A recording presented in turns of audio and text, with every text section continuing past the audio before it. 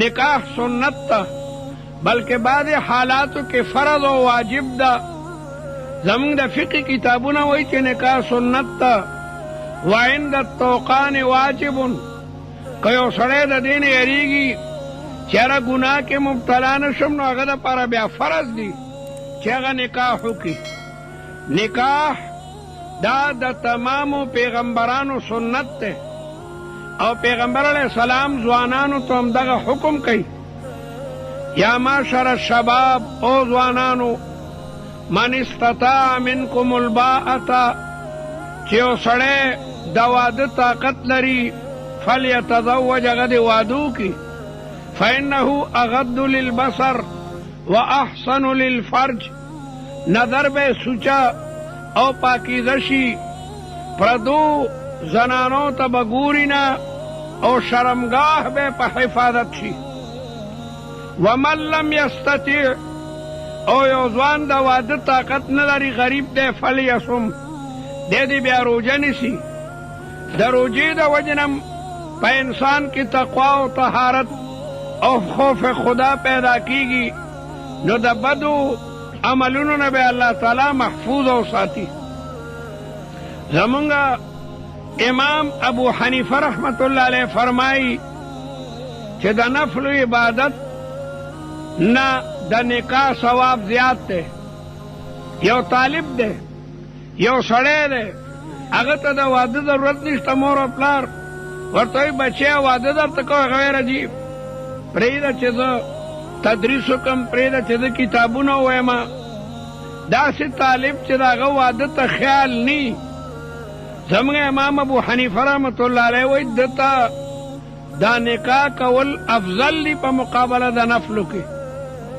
او امام شافی سے وی چھ دے سڑی وعدہ تا خیال نی نو اگر تا نفل خدی زمانگا امام ابو حنیفہ رحمت اللہ علیہ وی چھ نفل دا خویو لازمی عبادت تے او نکاح متعدی عبادت تے سڑے چھ وعدو کی او بی بی تا نانو نا فقر آڑی دام عبادت تے ذکا وعلی المولود لہو رزقهن بانے عمل راغے پیغمبر علیہ السلام فرمائی تناکحو وتوالدو وعدکوئی بچی راڑی فإنی اباہی بکم الامم زبا پنور امتون بانے فخر کم زما امت بزیاتی پیغمبر علیہ السلام وی تزوجوا الودود الولود وعلا کل حال دوادا ثواب اگا دا نفلونا بدر جہا چکم دنو اگا زیاد تے او دا خودمونگ دے و عالم وعد دے محمد ایاز شپگم درجہ کی سبق ہوئی اللہ تبارک و تعالی دا والد صاحب دا پاردائے و عظیم دا خوشحالی بچے گردولے دے زمارونو اولاد ڈیری لیکن عالم دین دا درجہ دا بادشاہ دا وزیر نموچتای یو بچے چے عالم شی شپورت دا اللہ تعالی شکریہ ادا کو خبری ستا بچی تا رسول اللہ مبارک پسر تاجی خیرے العلماء ورثۃ الانبیاء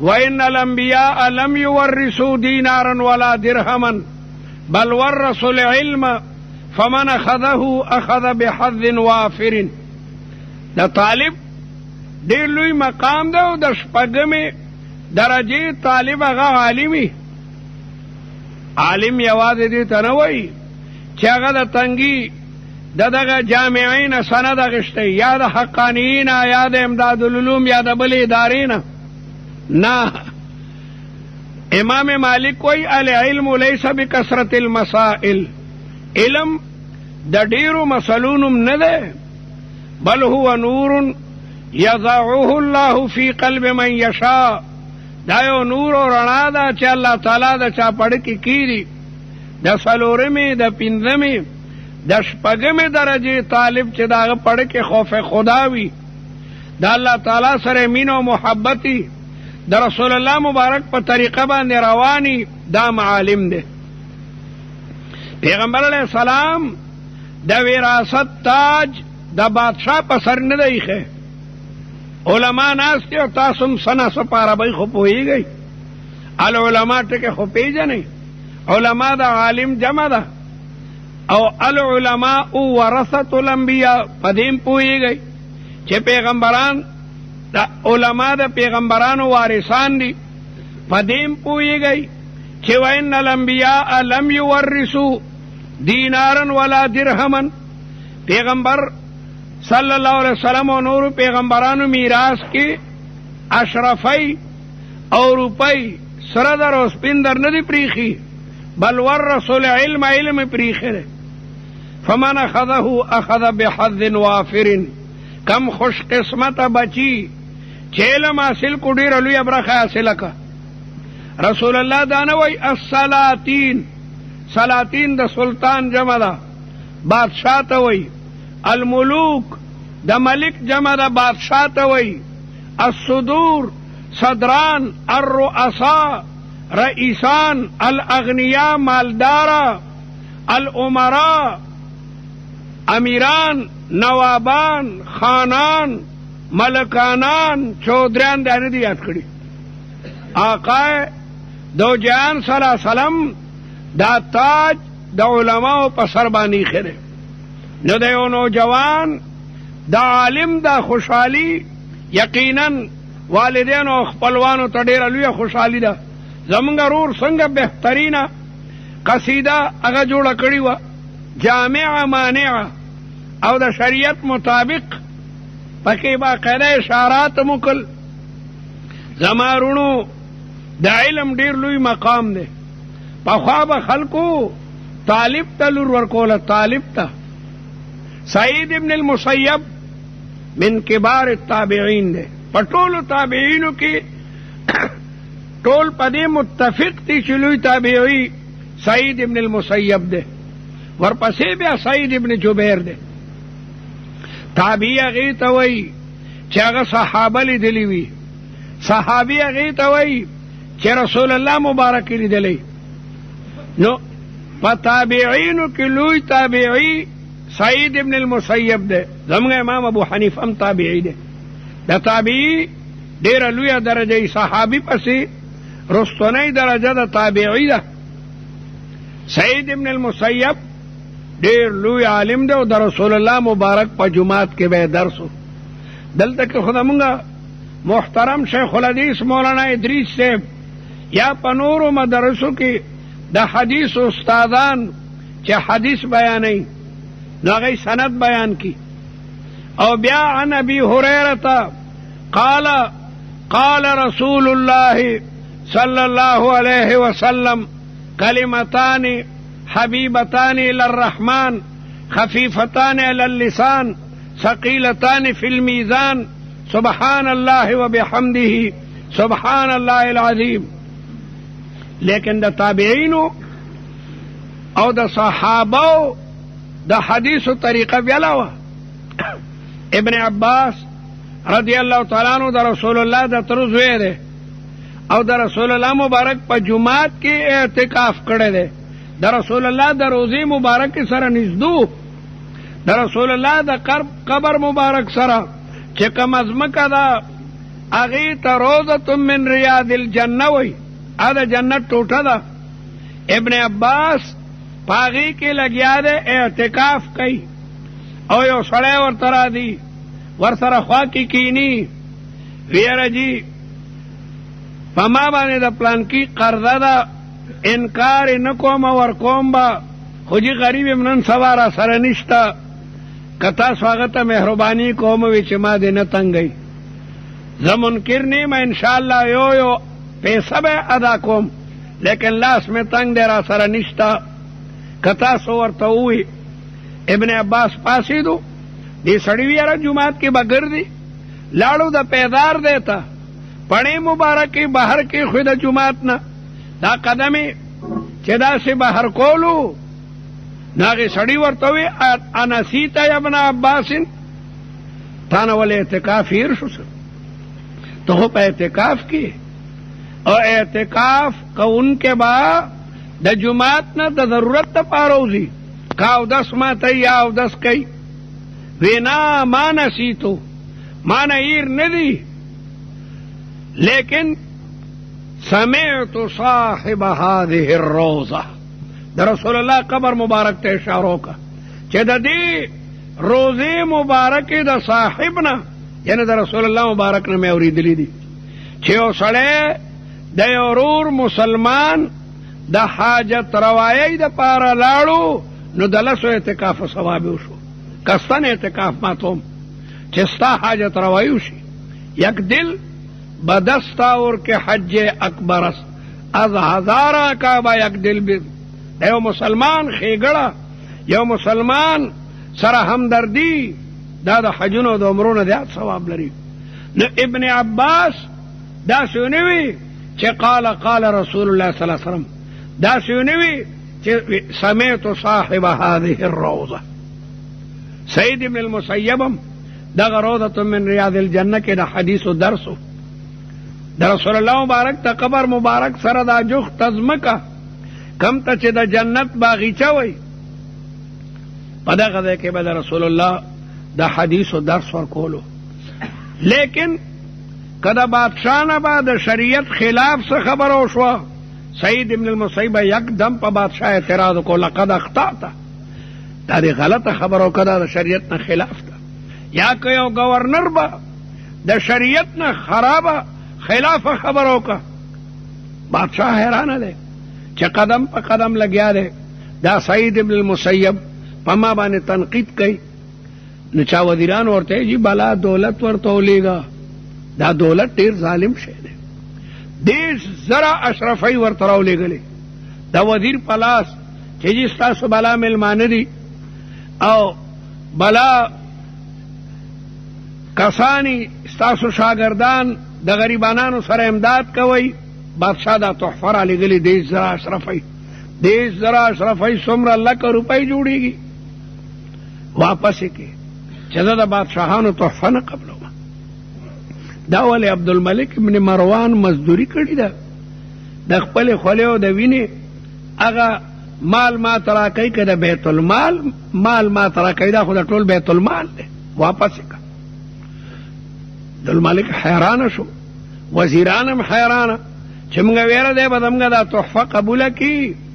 نو بیا که موږ ورته څه وایو نو غږ به نه کوي. الانسانو عبد الاحسان، انسان د احسان په مقابله کې غریب بیا چپی. زموږ امام ابو حنیفه رحمت الله علیه دغه وجه نه قضا نه قبلوله، چېره سبا به قاضي ما بادشاه به را سره احسانات کوي او بیا په غلطه مسله به رانه دستخط علي. انکار یې کړی دی او په جیل کې هغه شهید شوی دی، په سر به یې والو. امام ابو حنیفه ته سزا دا وه چې په سر یې وهی، د دې نه شهید شوی دی. چې امام احمد ابن حنبل ته د امام ابو حنیفه واقعا بیان کړو، امام احمد په چغو چغو جړل چې رحم الله ابا حنیفه لقد تحمل ما تحمل فی سبیل الاسلام. خدای دې په امام ابو حنیفه رحمتونه نازل کړي، د دین په لاره کې ډېر تکلیفونه برداشت کړي دي. خود امام احمد باندې امتحانات راغلیو. نو وزیر او بادشاہ خپله کې مشوره کوي چې یاره دا سعید ابن المسیب په څنګه موږ چپ کوو. ویره جی ښه خبره خدا ده، د سعید ابن المسیب لور ده او ډېره قابله ده. خپل زوی ته وغواړه، ولید ته رشته به قایمه شي. نو د رشتې د وجې نه به بیا سعید اعتراضات کم کی. بیا لکه دا خو مو ډېره ښه مشوره راکړه. لوی لوی علما یې په جرګه کې راولېږل، د امام زهري غوندې لوی لوی محدثین چې کوم امیر المؤمنین فی الحدیث دی، جرګه راله بادشاہ را لېږلي او هغه د خپل زوی ولید دپاره ستا لور په نکاح باندې غواړي. تابعینو ورته مبارکین ورکړه چې ډېر خوش قسمت بادشاہ د خپل ولی عهد د ولید دپاره ستا لور غواړي. وی جرګه زما په سر سترګو زما د سر ګلونه امام زهري او دې ټولو ته ووایي، لیکن خفه کېږئ ما زه بادشاہ ته خپله د بادشاہ زوی ته لور نه ورکوم. خفه کېږئ ما ولې؟ بس وی نه ورکوم. نو بادشاہ سره زما رشته مناسب نه ده. بادشاہ زوی به زما دا لور د ویندې په شان د ویندې په نظر باندې به ګوري، دا به زه یو طالب ته ورکوم. طالب ته ځان خبر کوي دا به د طالب ته ورکوم بادشاه ته ووایئ چې هغه د بادشاه دوی ته خپله لور نه ورکوي. سعید پوه شو چې ما سره رشته دې وجې نه کوي چې سبا به زه بیا څه ویلی نه شم. الله اکبر. قدرت ته داسې منظوره وه چې د سعید ابن المسیب یو شاګرد سبق کې غیر حاضره شو. استادانو باقاعده د طالبانو حاضري مګشته. هلکه پلان کې طالب د 3 ورځې وشي سبق کې نه ښکاري. یاره جي د هغه بیبي وفات شوي که نه که نه د هغه زوجه وفات شوي ده، دې وجې نه مېلمانه راځي تعزیت او همدردۍ دپاره. وی هلکه ما ته مو ولې نه وي؟ یاره جي موږ تاسو ته تکلیف نه در کولو. 5-6 ورځې پس هغه شاګرد هم سبق ته راغی. د خدای انصافداره کور والا دې وفات و، ما ته به کم از کم ویلو یاره جي تاسو ته مو تکلیف نه در کولو. دعا یې ورته وکړه چې الله تعالی دې صبر استقامت نصیبه کړي او اوږدې دعاګانې ورته وکړي. طالب پاسېدو. وی هلکه د بل واده انتظام دې کړی دی؟ زموږ وطن کې خو سړی ما خیال دی کالم بیا چاته نشي ویلی. د ښځې د مرګې 4-5 ورځې شوي دي او استاد ورته وایي چې د بل واده انتظام دې کړی؟ طالب وی والله لا املک الا درهمین او 3 دراهم. په خدای مې د قسمې کور کې مې 2 یا 3 روپۍ دي، ما ته څوک لور خور را کوي، پیسې را سره دي نشته. هلکه که بل سړی ستا د واده انتظام کوي نو تیارې وی یا لها من سعاده. دا خو به ډېره لویه خوش قسمتي وي چې الله تعالی یو سړی داسې وګوري.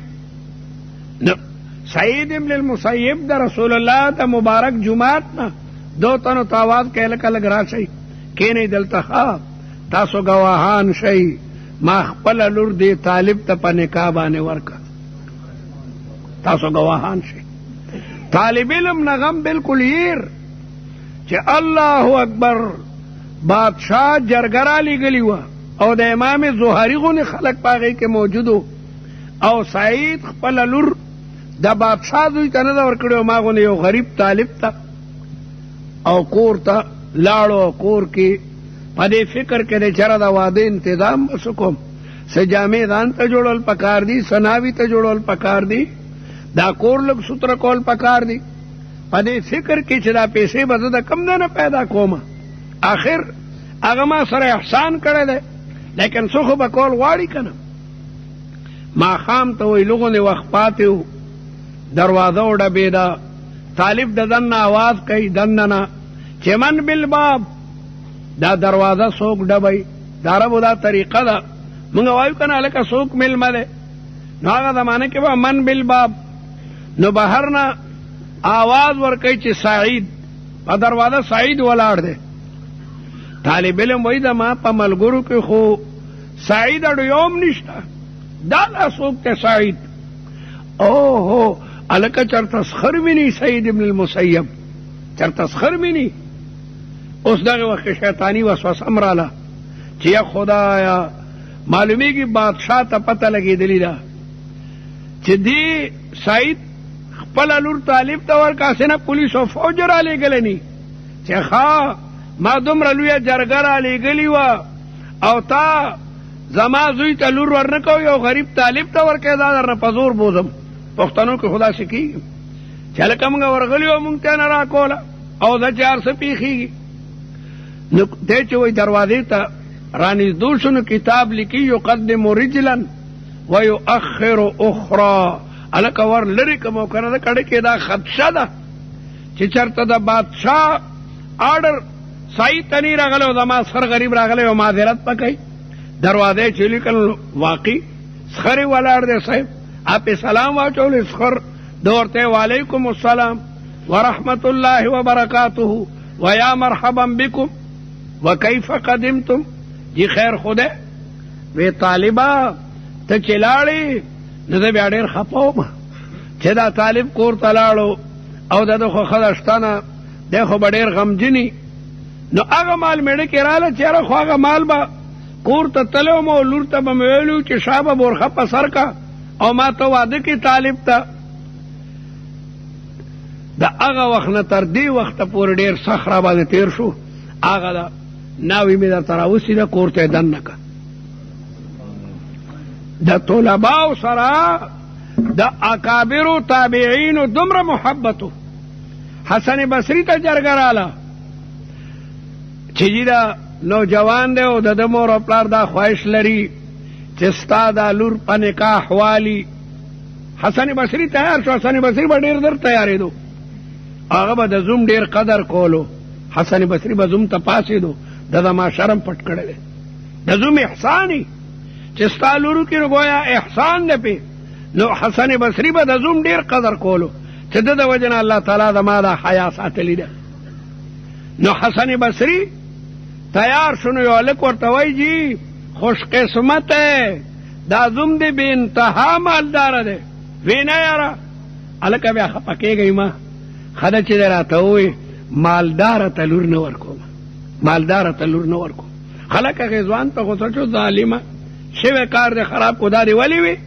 وینا دو خما سر خوکل دا بزا عالم تا ورکوم دا بخپل لور عالم تا مولانا احمد علی لاہوری رحمت اللہ علیہ ٹولی لونا اگا طالبانو تا ورکڑی دی بی بی تا بیویلیو چی لور دی بالغ شنو ما تا بووے نو لور با قیدا مور تا ہوئی چی دا غسی ما تا وین راغلی دا سے چل لے نو خذی با مولانا احمد علی تا ہوئی چی لور دی بالغ شوا مولانا احمد علی لاہوری رحمت اللہ علیہ بچی دا کورا رہو تو کم طالب بچی مخی تا ورا ہے الکا وادن کے ولی نکوم الکا را چی گوان چی ما اخپل لور دی طالب تا ورکا نو ما دا عرض کولو چی روایاتو کے را دی چی یوزے کی وعد کے نو خزم دا سے گورا چی دیندار ہے جمال پس مدا او مال پس مدا دین پس دا سے دے کے وعد کوا چی اگا کور دیندار ہے او چی نا اگا کور مالدار وی او بی دین وی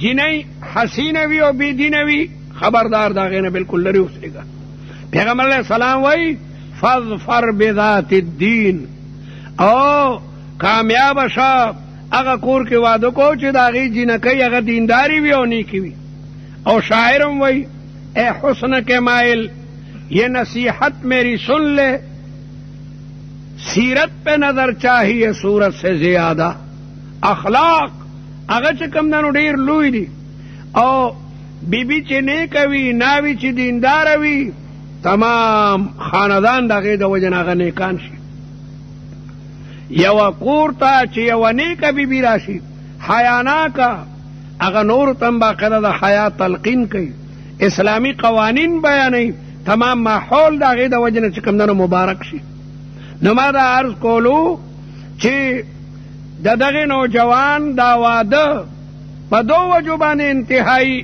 اغا مبارک تے یو خو وعده دے او بل عالم دے عالم دا عالم دیر لوی مقام دے ما خودر تاوئی چھے بادشاہ وزیر گورنر دا عالم مقام تا نرسی دیو جن علماء سر محبت و مین ساتھ